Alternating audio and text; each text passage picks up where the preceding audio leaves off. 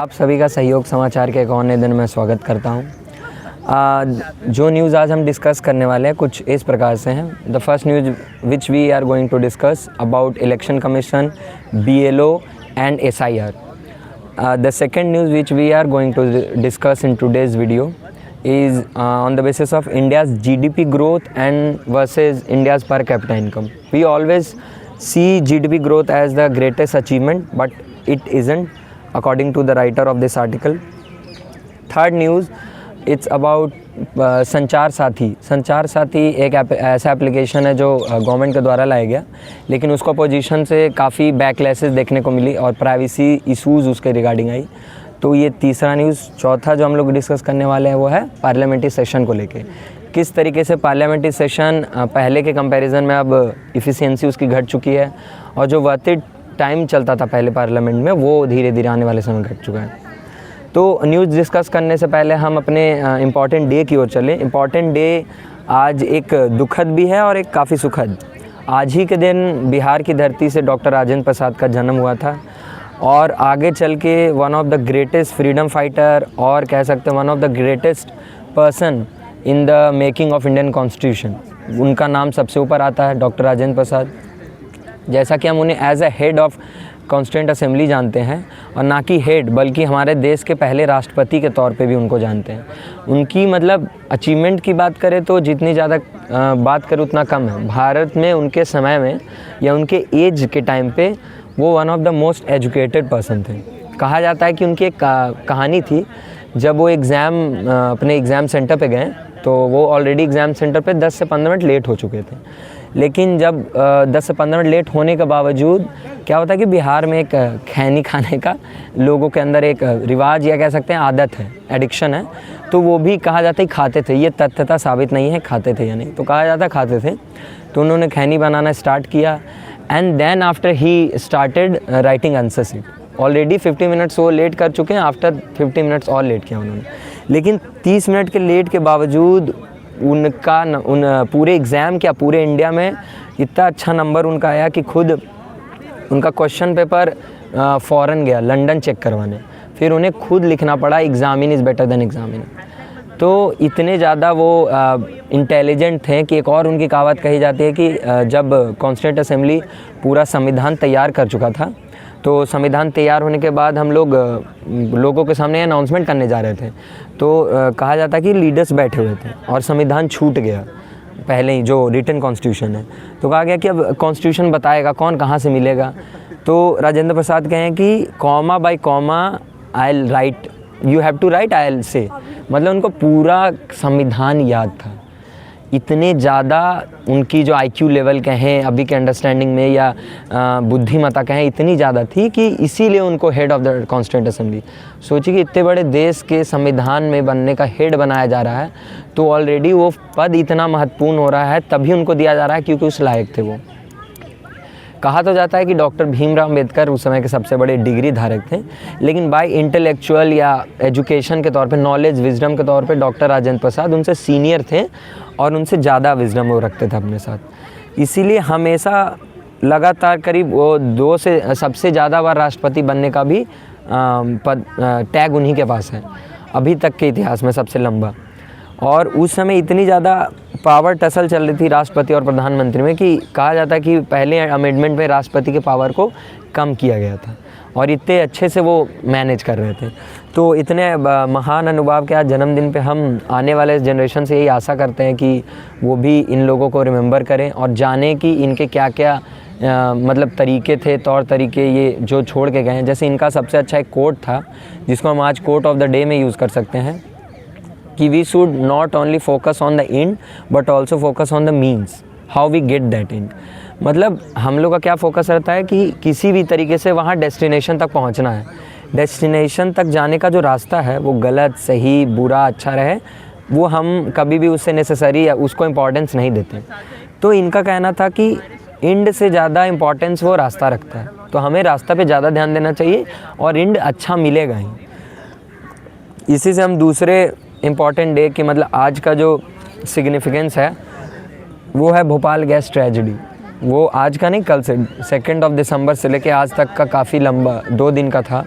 भारत के इतिहास में अभी तक का सबसे मतलब भयानक समय था वो, जब अचानक से रातों रात वहाँ के न्यूक्लियर पावर प्लांट में विस्फोट हुआ और वहाँ के लोगों को मतलब बिना बताए अचानक से एकदम बहुत बेकार ख़राब मौत मिली। तो वो उसके पीछे जो सबसे बड़ा रीज़न था वहाँ पे रेगुलेशन ना होना, और सबसे बड़ी जो लोकल अथॉरिटी के बीच में वो एक गैप होना जो ऊपर सेंट्रल से नीचे के बीच में।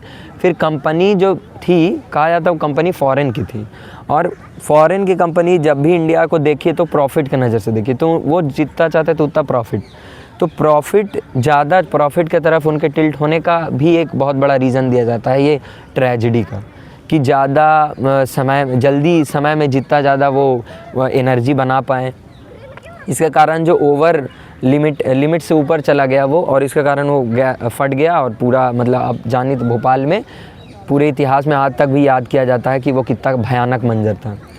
तो आज एक दिन हमारे राजेंद्र प्रसाद का जन्म, लेकिन दूसरे तौर पे हम देखें तो 2 दिसंबर से 3 दिसंबर के बीच ये इतना बड़ा हादसा हुआ था।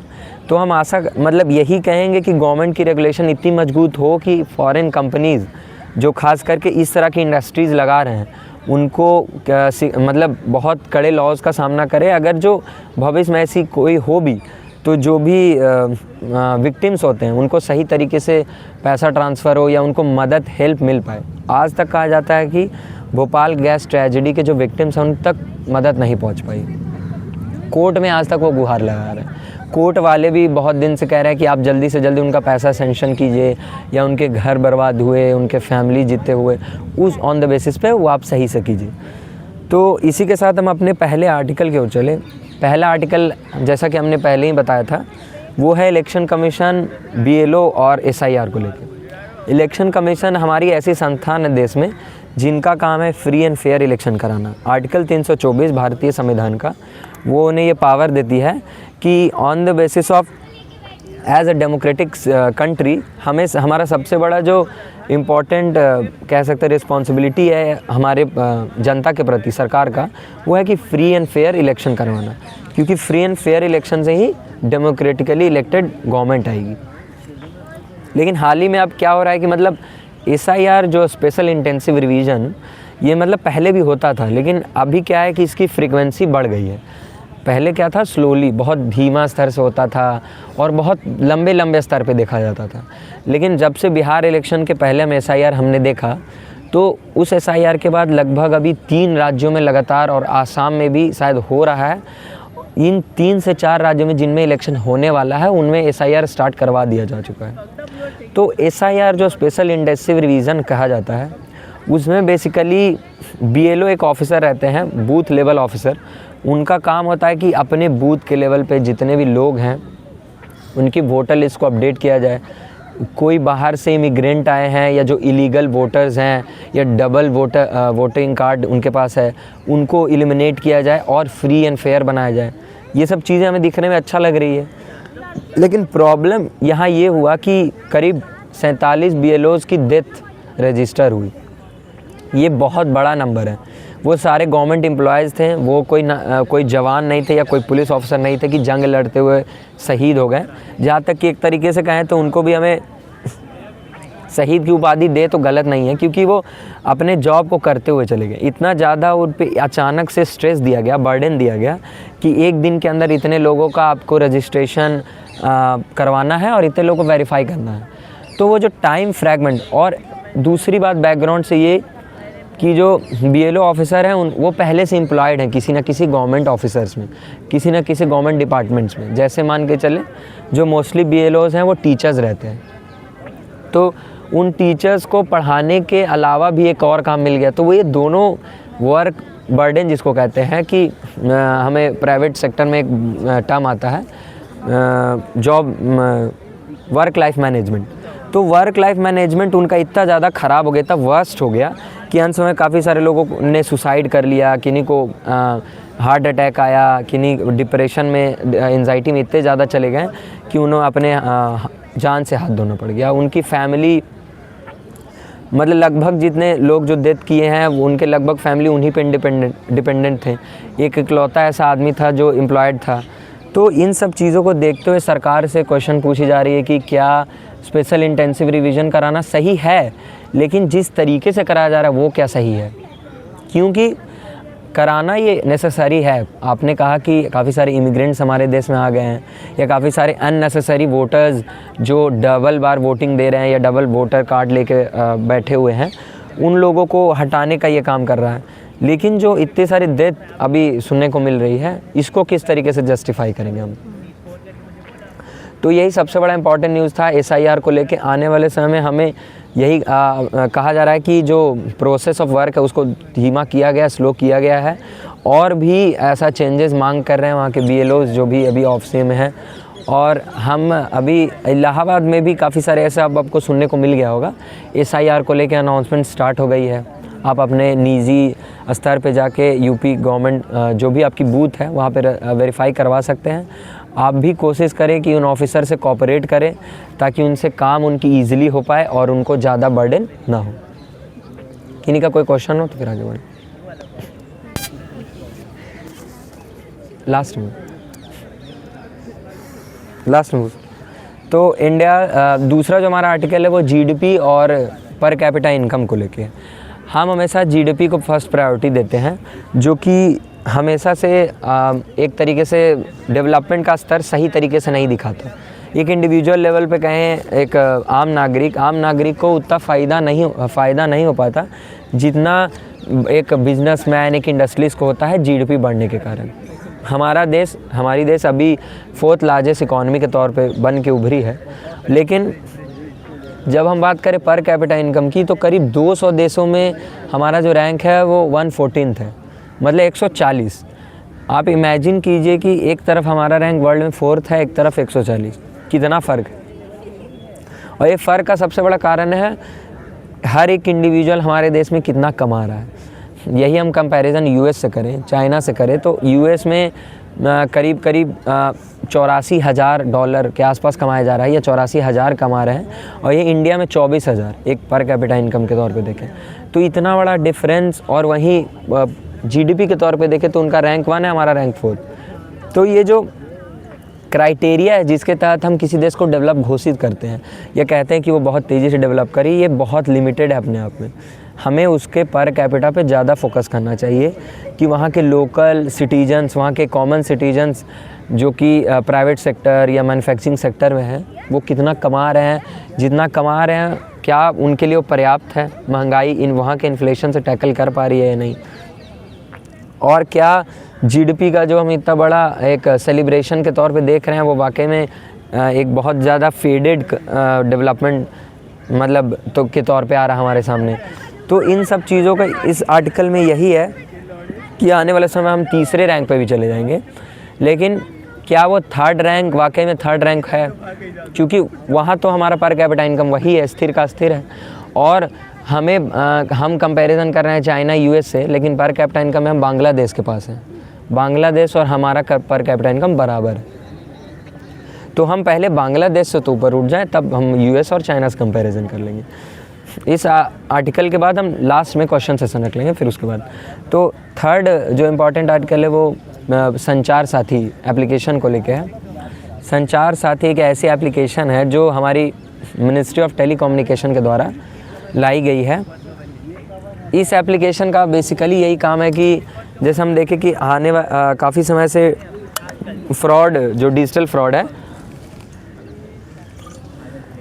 वो बहुत ज़्यादा बढ़ गया है। डिजिटल फ्रॉड की बात करें, डिजिटल अरेस्ट या फ़ोन हैकिंग, साइबर क्राइम, इस तरह के बहुत सारे ऐसे क्राइम हो रहे हैं जिसका सीधा जुड़ाव हमारे फ़ोन से है, जिसको हम टच नहीं कर सकते, मतलब जिसमें आपको क्रिमिनल दिखता नहीं है, वो आपके फ़ोन से आपको कांटेक्ट करता है और उस तरह से अपने क्राइम को अंजाम देता है। तो गवर्नमेंट ने एक ऐसा पोर्टल 2023 में, जिसका संचार साथी पोर्टल नाम था, उसी सेम नाम से एक एप्लीकेशन 2025 में लॉन्च किया। वो एप्लीकेशन का काम ही यही था कि किस तरीके से आपके फ़ोन को साइबर फ्रॉड, डिजिटल क्राइम या अलग अलग जितने भी ऑनलाइन क्राइम्स है या ऑनलाइन आपके पे प्रॉब्लम्स आ रहे हैं, उससे आपको टैकल किया जाए, उससे आपको बचाया जाए। तो प्रॉब्लम यहाँ यही निकल के आ रही है कि ओपोजिशन के द्वारा कहा जा रहा है कि एक तरीके का, हमने काफ़ी समय पहले पेगासस का नाम सुना होगा, इजराइल के द्वारा एक सॉफ्टवेयर बनाया गया है जिस आपके जब फ़ोन में वो आएगा तो आपका फ़ोन का पूरा एक्सेस उसके पास चला जाएगा, यहाँ तक कि OTP, आपके videos, photos, gallery access, everything. तो इसी तरीके का कहा जा रहा है कि लाइक पेगासस संचार साथी एप्लीकेशन इज़ सेम। तो ये कहा जा रहा है, एक थ्रेट माना जा रहा है कि हमारे प्राइवेसी पे बहुत बड़ा एक थ्रेट है ये एप्लीकेशन। क्यों? क्योंकि अगर हमारे फ़ोन में आएगा तो जो हम गवर्नमेंट के ख़िलाफ़ प्रोटेस्ट बना रहे हैं या गवर्नमेंट के ख़िलाफ़ कोई ऐसा चीज़ें आपस में बात कर रहे हैं मिलके, तो उस पर रोक लगा सकते हैं। फिर हमारी प्राइवेसी कहाँ जाएगी? जैसे आपस में कोई पर्सनल बातें चल रही वो गवर्नमेंट को पता चल जाएगी। तो एक तरीके से जो हम कहते हैं कि हमारे यहाँ फंडामेंटल राइट में one of the most important fundamental right है article 21, right to privacy and personal liberty and life. तो किस तरीके से हम आर्टिकल 21 को यहाँ पे लागू कर रहे हैं। और रही बात सुप्रीम कोर्ट की, तो यहाँ सुप्रीम कोर्ट ने ही पावर दे दिया। सुप्रीम कोर्ट ने ही कहा है कि आप एक ऐसा एप्लीकेशन बनाएं जो कि जितने भी डिजिटल वे पे क्राइम हो रहे हैं उसको कंट्रोल करे।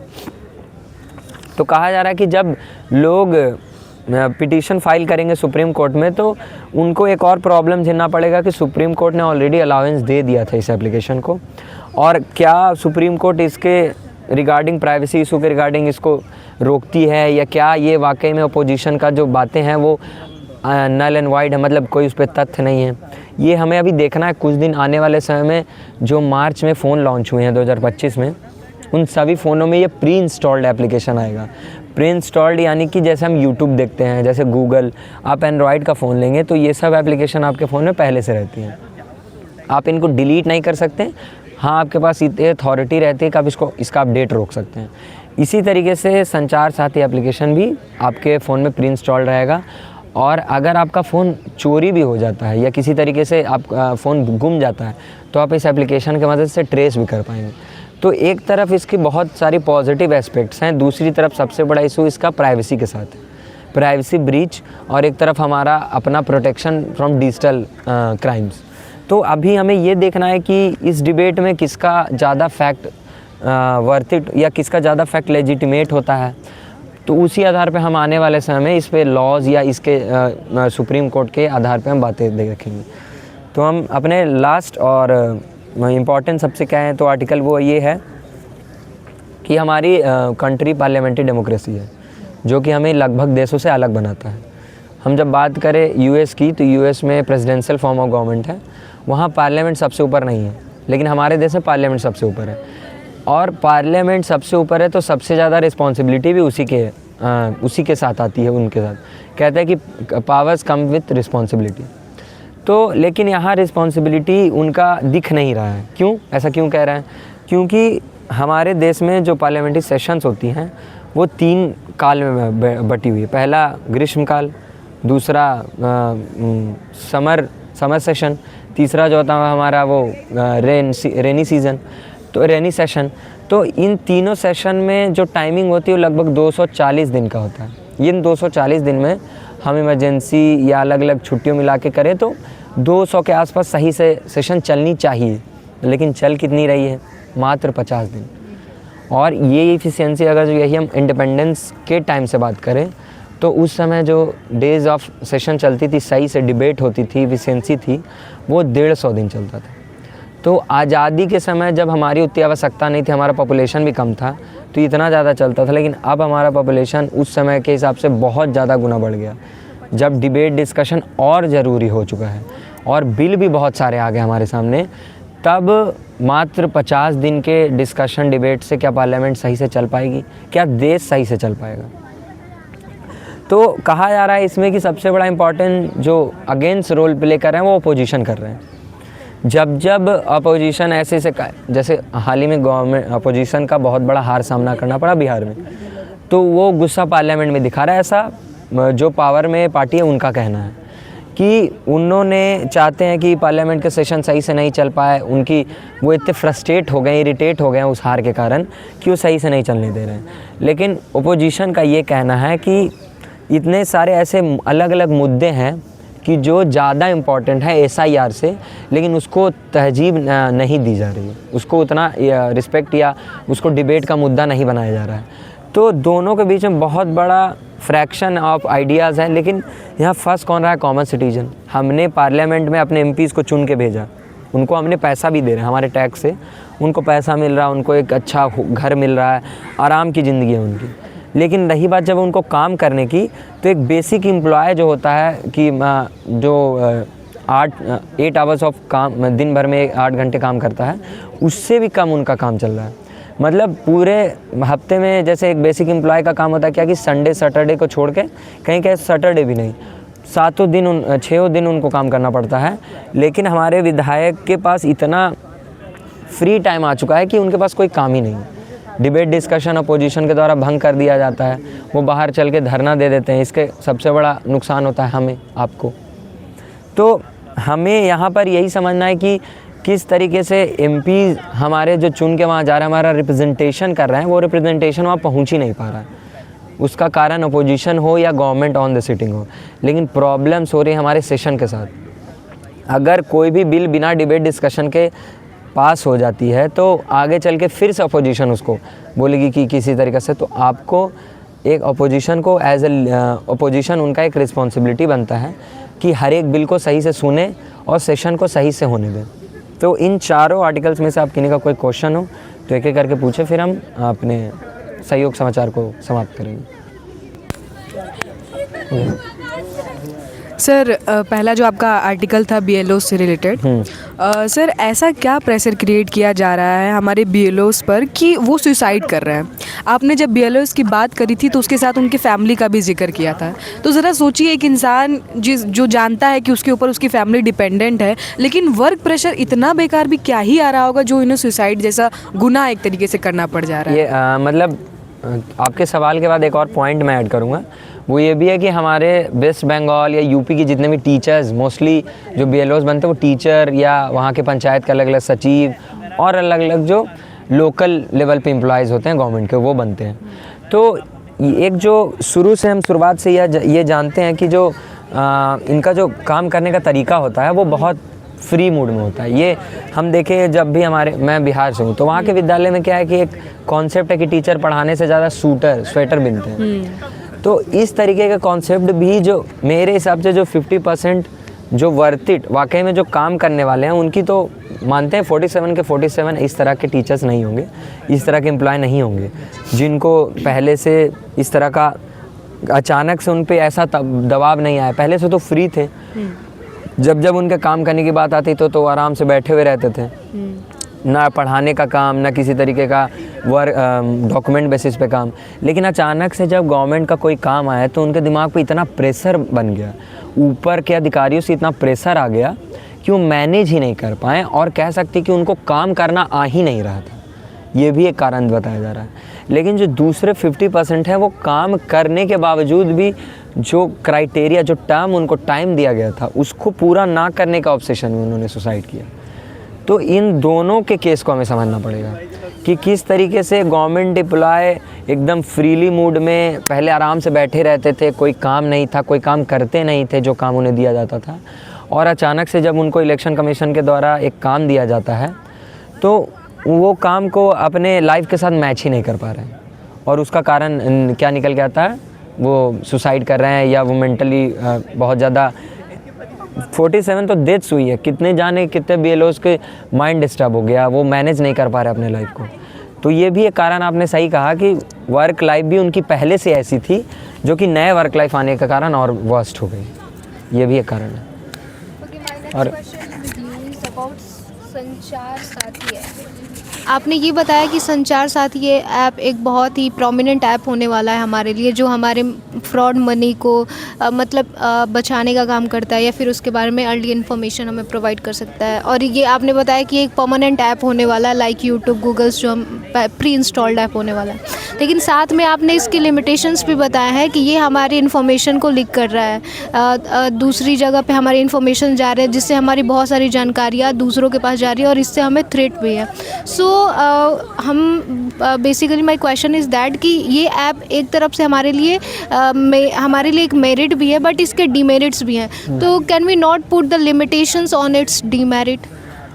या वी कैन पुट, मतलब अगर जो हम बात करें बेसिकली पहले आपने बात जो कि शेयर की, मतलब संचार साथी जो एप्लीकेशन है उसमें जो डाटा शेयर हो रहा है वो किन्हीं आम लोगों के साथ नहीं हो रहा है, वो डाटा शेयर हो रहा है गवर्नमेंट के साथ। लेकिन यहाँ खतरा ये है कि जैसे कहा जाता है कि जो डार्क वेब है उस पर काफ़ी दिन पहले ही आधार कार्ड की बहुत बड़ी डाटा लीक हो गई हमारे इंडिया के सिटीजन्स की। तो क्या आने वाले समय में क्या पता संचार साथी एप्लीकेशन पे भी जितने डाटा हमारी आई हैं वो वहाँ भी लीक हो जाए या ब्रीच हो जाए। तो इस तरीके के खतरों से जो डर है वो यहाँ पे दिखाया जा रहा है। गवर्नमेंट के पास हमारी लगभग डाटा है, अगर आपने ऑलरेडी हमने आधार कार्ड से अपना बैंक अकाउंट, अपना voter, everything is linked with our Aadhaar card ID, तो उसके लिंक होने के साथ हमारा सारा डाटा उनके पास है, कितना पेमेंट कर रहे हैं, क्या सिम कितना निकलवा रहे हैं। लेकिन जो ये एप्लीकेशन आएगी इससे ये और एक निजी तौर पे घुस जाएंगे वो हमारे फ़ोन में, तो जो फ़ोन में घुसने के बाद जो डाटा ब्रीच होने का खतरा वो बढ़ जाएगा। और तो so can we not eliminate this demerits from this app? My question is that can we not eliminate this limitation? या वी कैन एलिमिनेट बाय, मतलब उसका पहले बात तो सॉफ्टवेयर और अच्छा कर पाएँ, जैसे पेगासस का नाम सुने होंगे, पहले ही बताया, तो वो सॉफ्टवेयर बहुत ज़्यादा सोफिस्टिकेटेड सॉफ्टवेयर के तौर पे बना है, मतलब उसमें काफ़ी ज़्यादा। तो हमारा जो सॉफ्टवेयर है अभी बिगिनर स्टेज में, तो आने वाले समय में ऐसा आशा करते हैं कि वो और उसका जो प्राइवेसी लॉकिंग हो, जैसे डिजी लॉकर को कहा जाता है कि one of the safest application.